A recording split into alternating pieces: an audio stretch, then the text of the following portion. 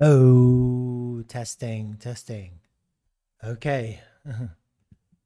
I'm back for another live broadcast here from El Salvador. I'm looking at the sky right now. It's beautifully sunny, a little few clouds, not many, very light. It's almost 9 a.m. here in San Salvador. That's where I am. And it's going to be 4 p.m. in London. So I hope you can join me. If not, I'm going to cut this stream into probably 2 segments and then post them, so you can always just tune in later or just catch it afterwards. So yeah, let's go into the charts. Let's go into Bitcoin. What did I say when I streamed on Friday? Let me go and have a look. I like to go and have a look at my previous streams just to kind of get a little recap of what I was saying before. Oh, why did that do that? It's weird. There you go. Oh. I mute it so I don't want to hear myself at the moment. There you go. So that was it. That was the breakout. That was the breakout plan. You see that? It was at 115130. Where are we at now? So we did get a little bit of a breakout, didn't we? It looked like there was a little bit of a breakout there.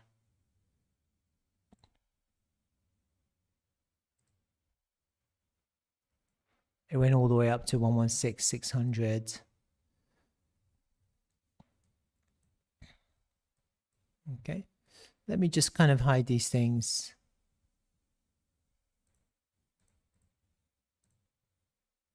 Let me just kind of put this away.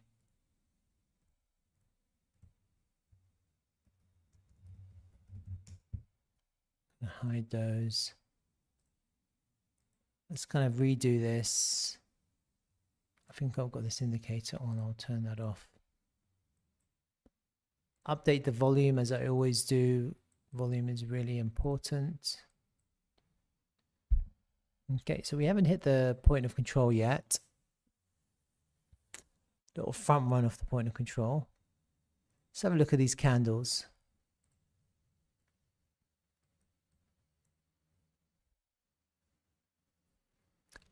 Look at that. Decreasing prices, decreasing volume.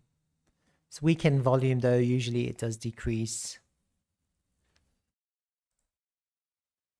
Really strong 3-day candle. Little pullback now. Increasing prices, increasing volume on the 3-day candle chart. The weekly is looking really bullish. And if you remember, I did talk about this weekly piercing, huh?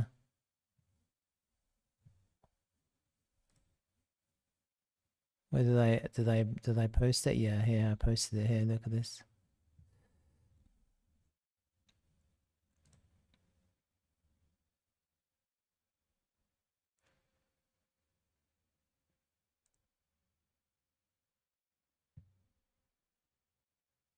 Piercing candle setup. See that? 6 days ago. I was talking about. Have a look here.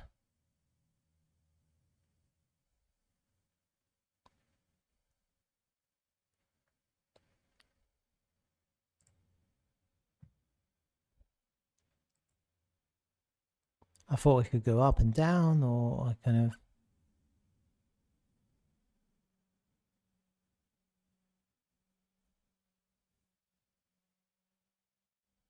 Weekly candle analysis. I was talking about that being a piercing candle.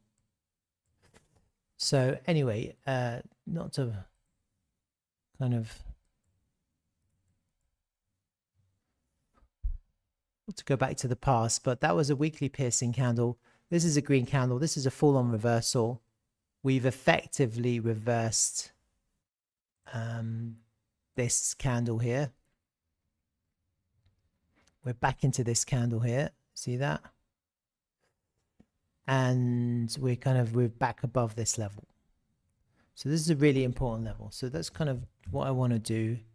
I want to kind of just mark out this level here, that one. We're back above that level. I think that's a really important SR flip. Just looking at the weekly time frame, I'll mark it down. Now that we're back, then what you can argue is that this was a deviation from this higher range. Even though that was a failed auction, the reality is the prices managed to get back into that higher range. That was a higher range. We lost it because we lost this pivot high, which was a previous all-time high. And then we're back above it. And so naturally what you want to see now is for that previous all-time to hold a support, because you can see that that was an SR flip. See that? SR flip. It was resistance because it was the pivot high, all-time high, that became resistance. And then we back tested it as support. So now that we've lost it, we want to get back, we're back above it. Now it has to hold the support. If it holds the support, then you can imagine the price will fly. And that's kind of what I'm thinking. Just looking at these candles, that's what I'm thinking. Looking at the monthly candle, that we're into a monthly level now. So we're into resistance right now. We haven't quite hit the point of control. So there's a little bit of a front run going on. And potentially next month, we could pull back all the way down to this SR flip, which I've indicated, and then fly potentially. So we're looking at a bit of a reversal here in the altar in price discovery. And so I'm kind of actually thinking to myself that I'm not sure when. We're only halfway through September. I'm not sure how this is going to play out exactly, because we're getting a little bit of a resistance here right now on the monthly level. Let me just see how that, just bring these levels back in. Don't know why I didn't mark it. Yeah, there it is, monthly level. See that? See that? So we're kind of, and actually you see that monthly level is being washed. So it's not respected. There is resistance, but it's not being respected. You see that? So it's gone through it. It's come back underneath it. But that level is a liquidity level, but it's being washed. And usually what that means is the price still can still go up. So you're not getting much selling from that level. And when that happens, usually the price continues. Let's have a look at this local volume, because I haven't updated that as well, because we're back into this higher range. I've got the higher range volume. I'm going to just mark out this local volume here. So the point of control is in the same place. The value area low of this local volume is a bit lower. I will mark that out. And I'll get rid of these now. Okay. And then the other thing, the other liquidity levels that I want to kind of bring to mind.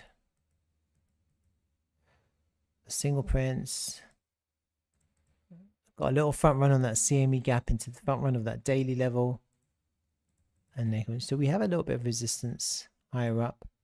Slightly higher up. So there's a little bit of a front run going on, but it's not convincing. The volume is low on the way down. So I still think we're probably going to go higher. Get rid of these single prints now. We have this SR flip lower down here. Potentially. And whatever happens, that has to hold. It's you have a little bit of an inverse head and shoulders here. Can you see that? Which I kind of indicated on Bitcoin. And it is possible that we front run the SR flip, go down, and then explode. Or we go up, then down, then explode, you know. So there's options here. Depending on if this is the pivot higher, if we go up again, push up to clear that liquidity. And ideally what you want, if you want an explosive move to the upside, you really want to clear that liquidity in the first instance. Because if you can clear the liquidity, then the second time we go up, there is no liquidity to resist. And at the moment, you see there's a whole bunch of liquidity there that hasn't been touched. And so it would be nice to go up first, reject, go down,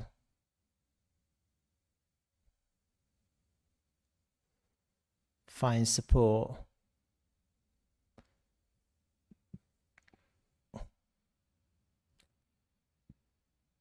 and push up.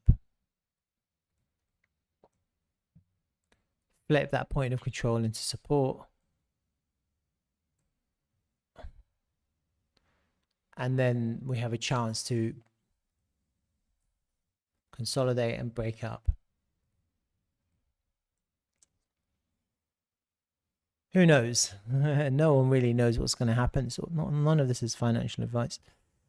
So I'm still thinking about a short down to the value area low.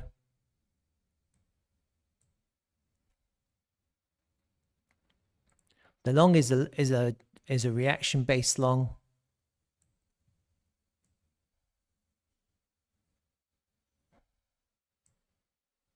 And something like that. It's kind of what's on my mind. There is a kind of steep trend line here. Really steep, and then probably break down, find support, and then kind of break up again. Get people bearish, then smash up because people are seeing that we're back into the range. When you lose a range and you get back into it, that's bullish. That's like a sign of strength. So that's kind of what I'm talking about. This is the range. We lost it. We're back into it. That's a sign of strength. Yeah. It's a sign of strength followed by a sign of weakness. And that's kind of makes you bullish. Yeah.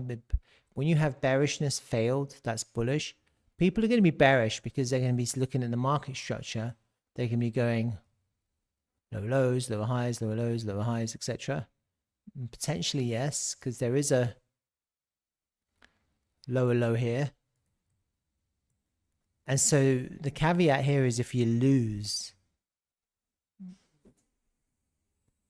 this level, if you fall out of the range and you backtest this SR flip, then you're going down, and then it becomes really brutally ugly. And if that happens, then you actually have, instead of longing it, because the longs will get stopped out, you'll end up shorting because you're back underneath this pivot here.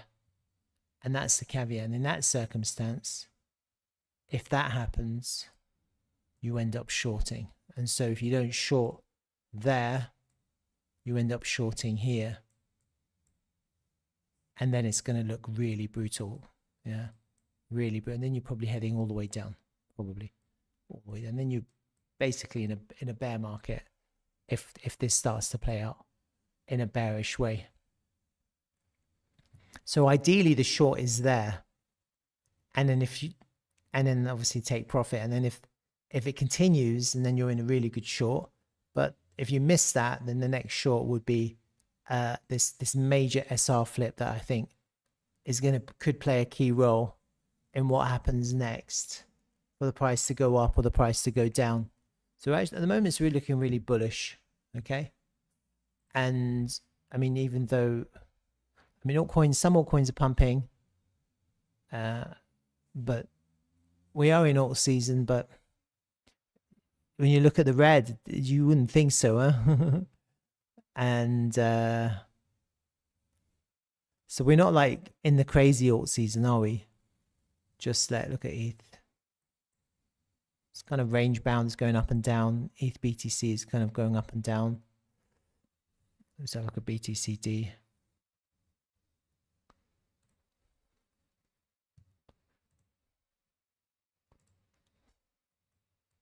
Look at that. It wants to fall, doesn't it? It wants to go down. It wants to. Yeah, the 3-day candle closed lower. It's looking really bearish. Today we're getting a little bit of pullback on BTC.d. So anyway, that's Bitcoin. I hope that helps. If anyone is interested in Bitcoin, I'm just kind of, not financial advice, just giving you some ideas of price action and price movement. A couple of trade ideas. If people are interested. And ultimately with these trade plans, you only risk 0.5 or 1%. You have a very clear invalidation based off a reaction, a local stop loss pivot, and then you take your profit, and then you have a risk-free trade. That's how you do it. You don't mess about and go all in or all out or whatever. It's just mental. Marty is here. Nice one, mate. Haven't seen you in a while. Nice to see you. You good? So this is kind of how I would play it. For now, I kind of feel like we've got to go up a bit more to clear that liquidity for a short down to that level. And then if you hold support, then there's a nice long there. Otherwise, you lose that SR flip. The SR flip's really important. Then we're basically going down. That's kind of how I would consider this price action at the moment. And take it from there, really. Yeah, I'm good. I'm in El Salvador. I'm here in San Salvador. I'm moving here. I've moved here. And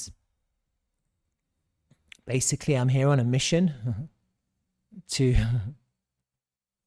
I'm on a mission in El Salvador here to push and promote D-Travel and TRVL. That's really my top of my priority list right now, this token. Which looks like hell at the moment. It looks like hell.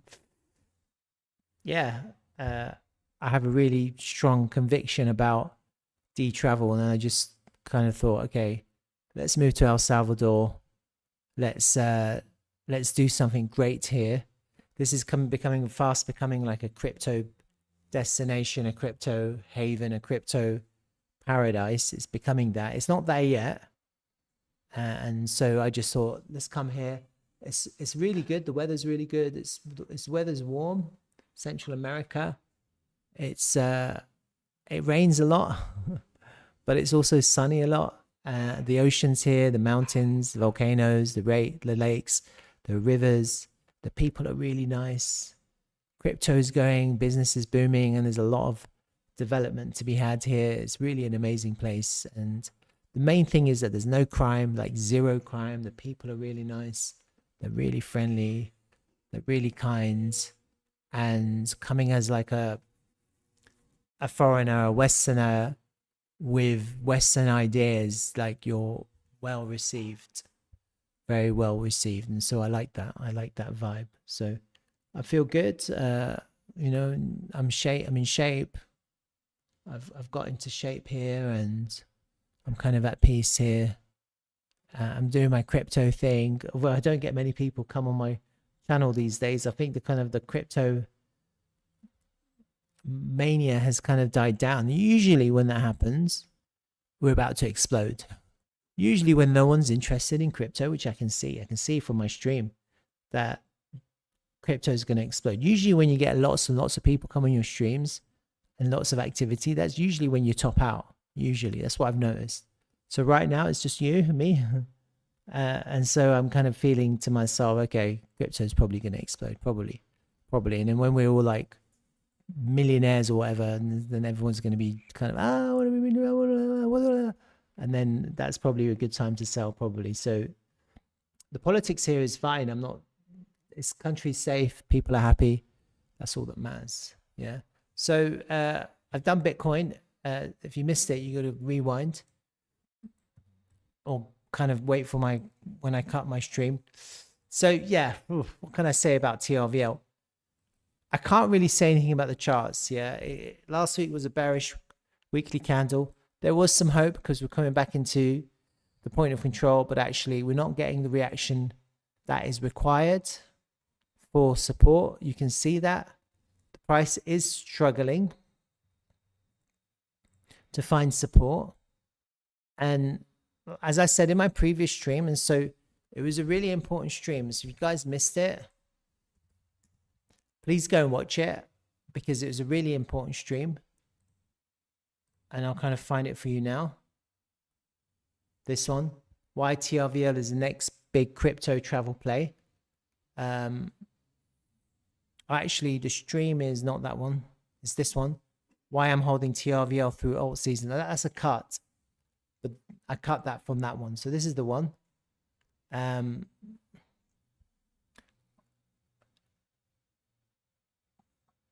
can watch both if you want.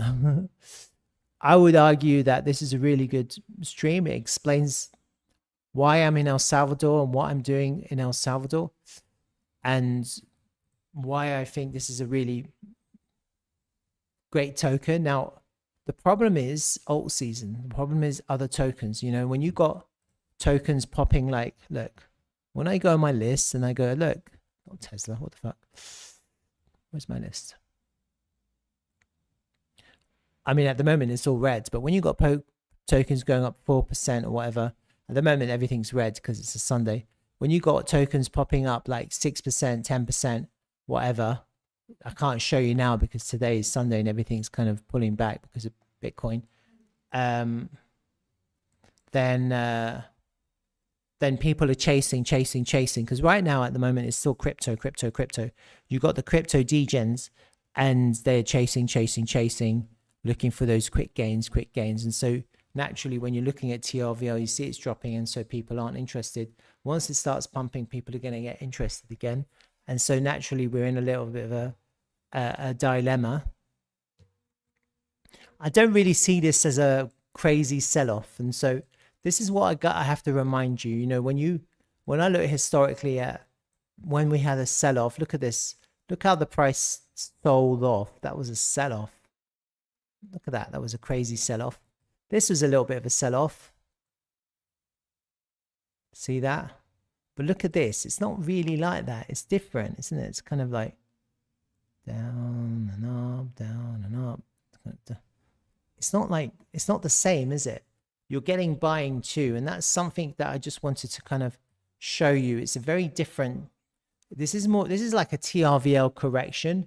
It's just that we have to wait for the selling to stop before people start buying. And generally with like these micro caps, people are very hesitant to buy while they see selling.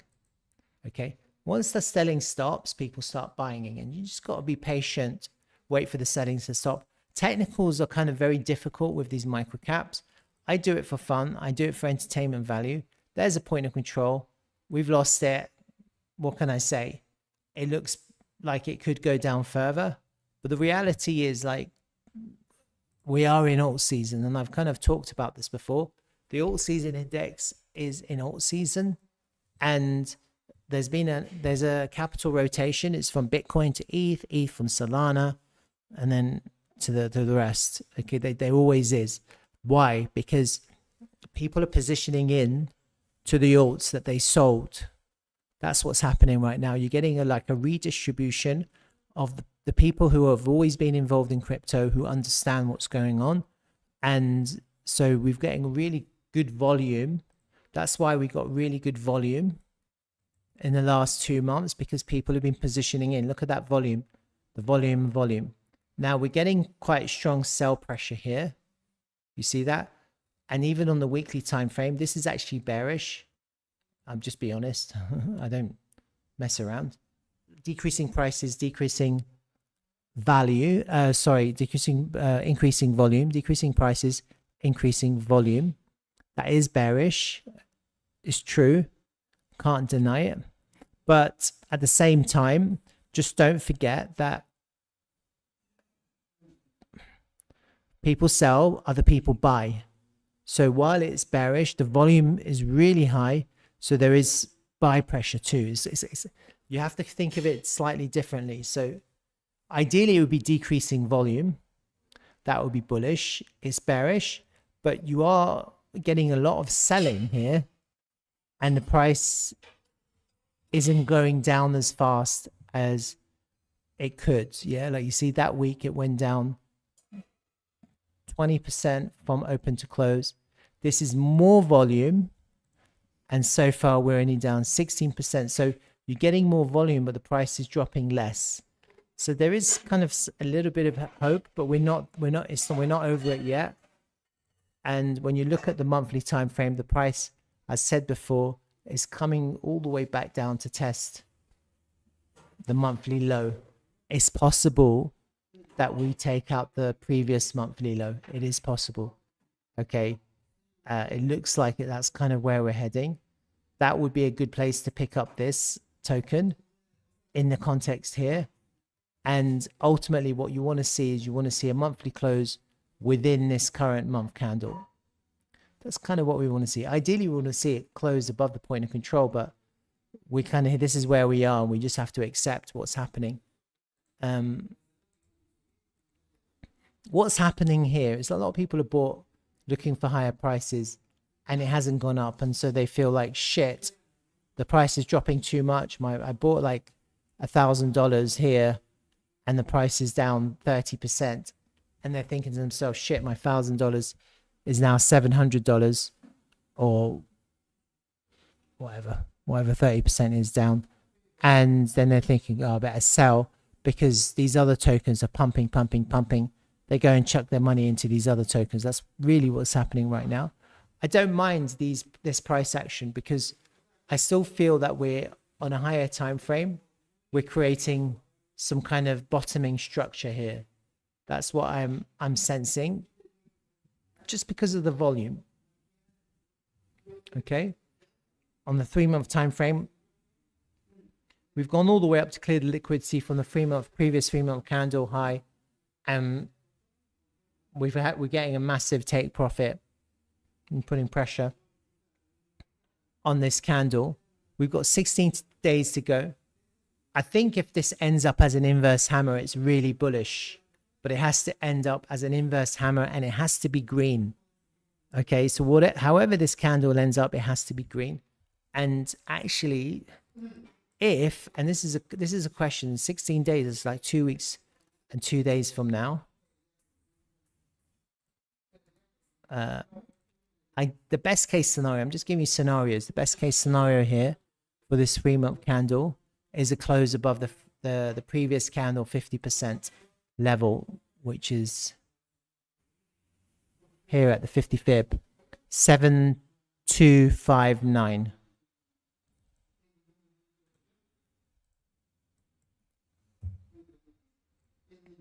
I'll kind of mark that off here.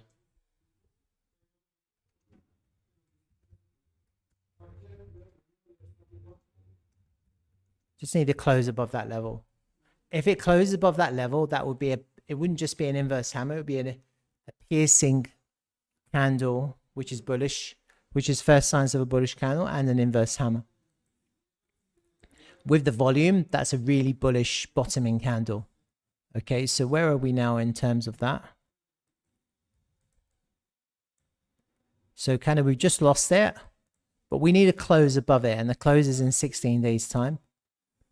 We just have to wait, just have to be patient. And so the reality is in the context of TRVL, we're in an accumulation period now for alt season on these micro caps, and you just have to be patient. You have to accumulate. I think people who are selling, yeah, sure, they could be selling to chase other tokens, and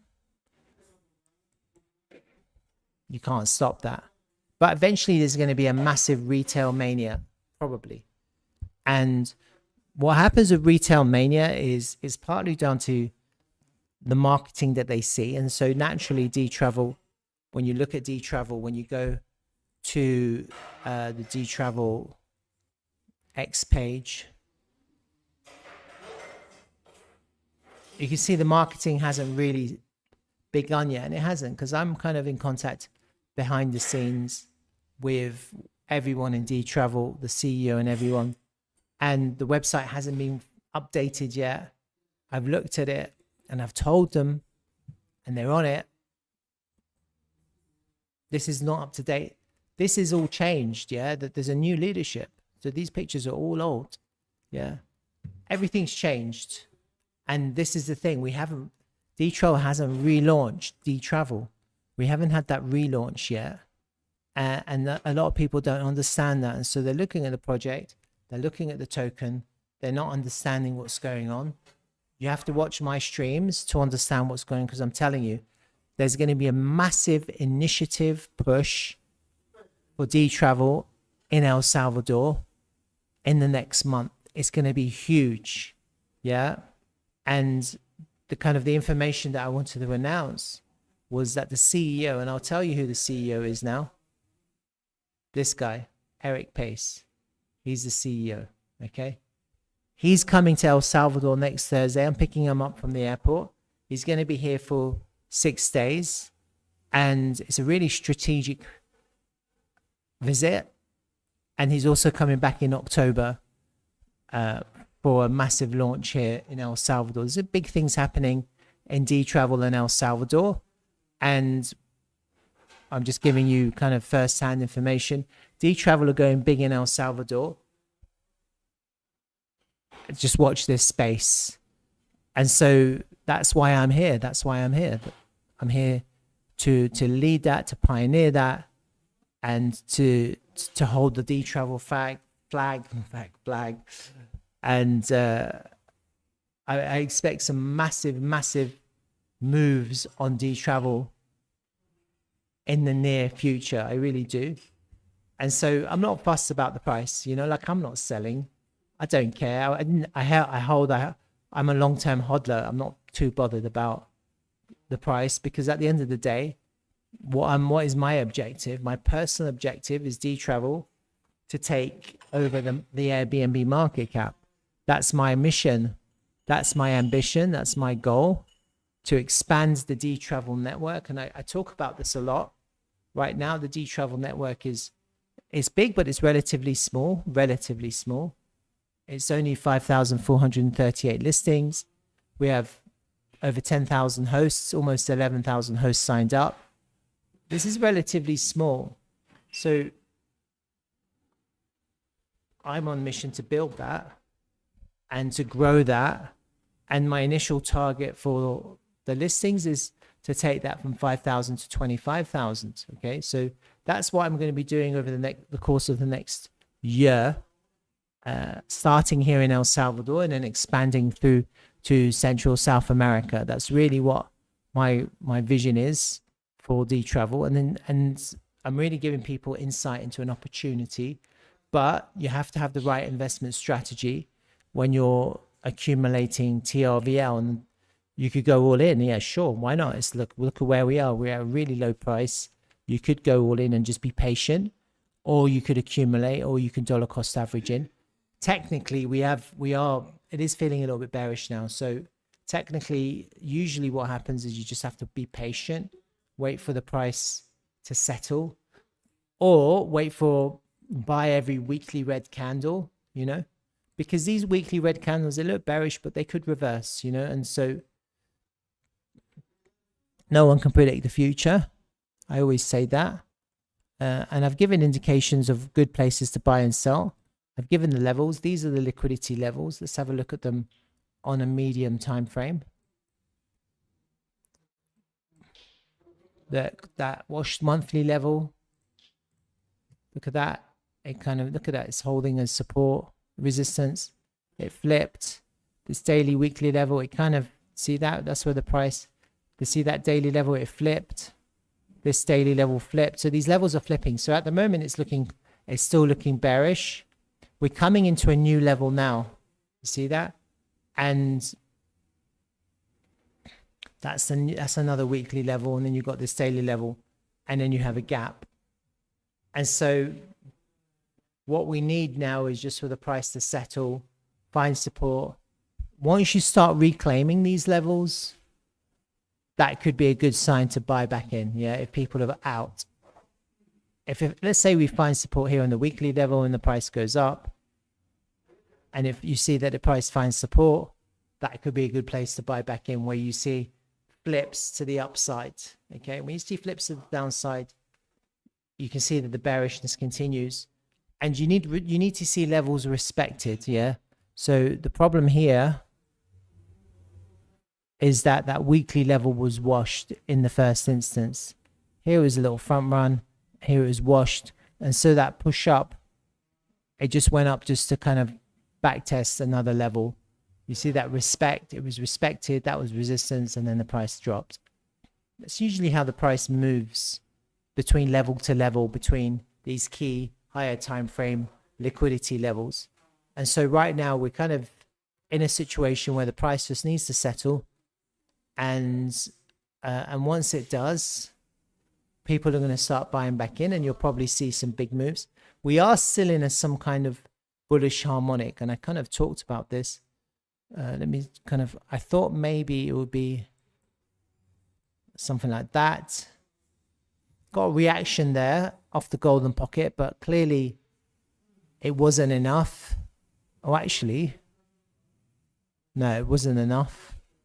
Didn't get a strong enough reaction. And so there is a harmonic in play here, actually. It's slightly different to the one I initially said, because this harmonic could also go down and just take that pivot low. That would also be a valid harmonic. It'd be slightly different. The harmonic would be slightly different. This thing about harmonics, you have to wait for the reaction. Let me find what harmonic this one could be. It's slightly different.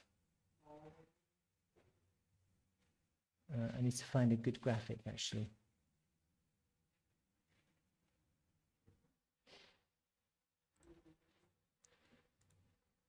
Copy image. Actually, I probably have it here. Huh? There it is. So, butterfly. We're looking at a butterfly. A bat or a butterfly.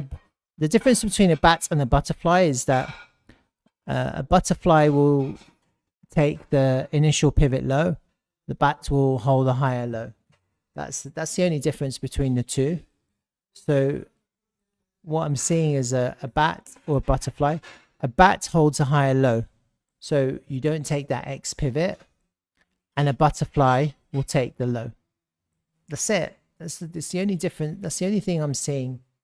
But we are kind of potentially in a harmonic. I thought maybe it would come into the golden pocket here, and it didn't. And so kind of let me just get rid of that. Let me redraw this fib line level here. Yeah, it kind of lost the golden pocket. It's the same one. And in this situation, the safest way to re-enter is either wait for a reaction of the 786. Timing wise, we're kind of at the 1-to-1 here, and so ideally it has to be now or now-ish, or it has to be next Sunday. Timing wise, just based on fib time.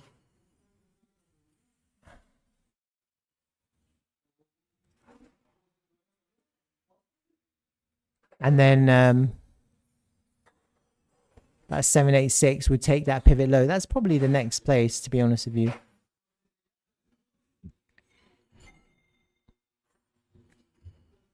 And actually, sometimes you get fake outs or fake reactions. You get a fake reaction, then the safest way is to just wait for a reclaim of the golden pocket. This golden pocket that we're losing now. We had a little bit of a front run here, and then we're losing it. The safest way to get back in is to wait for the reclaim of the golden pocket to buy, and you kind of avoid all this mess. Or wait for a reaction of that swing failure. Once you get the reaction and the price comes back above that swing failure, then you can buy then. And so you have a better position in that place. So you kind of either wait for a swing failure of that pivot low,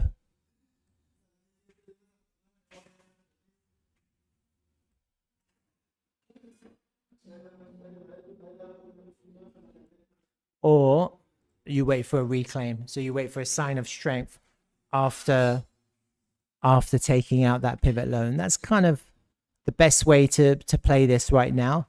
The selling has to stop. Until the selling doesn't stop, it's hard. And I think the best strategy, as always, I've always said, the best strategy for longing is dollar cost averaging. Even if I took a trade long, I would never just take a long. I would always split my long position into bits and scale in. Always, as a trader, that's what you always do. That you scale in the longs.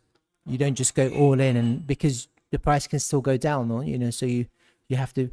If you risk a percentage, 5%, 0.5% or 1%, you'll break that down. If you risk 1%, you'll break that down into 5 buys. Yeah, that's what you do when you're longing or shorting. You don't just go, here's my 1%, buy.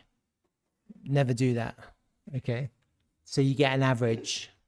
So that's kind of what I'm thinking right now. We'll see what happens, but ultimately we need to selling to stop, and clearly the selling is still continuing. So yeah, the big news is that Eric, the CEO, the new CEO, is coming to El Salvador next week. I'm picking him up from the airport. There's a massive, big initiative being planned. We're planning it now here in El Salvador. We've got some really big plans, potentially some really big announcements coming in the future. I'm not going to let the cat out of the bag. Maybe I should. I'm not right now.